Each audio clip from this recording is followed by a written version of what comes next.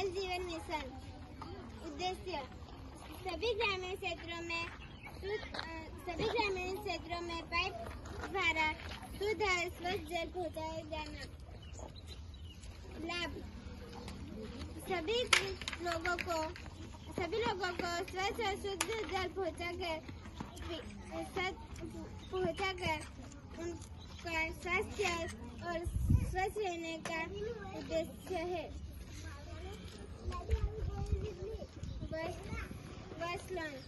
2019। अब गुजराती में बता दो शॉर्ट में कि भाई वर्ष 2019 में हर घर जल मिशन जो है चालू किया गया केंद्र सरकार के द्वारा, और इसके तहत हर घर को स्वच्छ नल से पानी पहुंचे, इसलिए उनका स्वास्थ्य सही रहे। और सब ये गुजराती में बोलिए बात। બધા ઘરે નળ દ્વારા પાણી પહોંચાડવા માટે યોજના 2019માં બનાવવામાં આવેલી.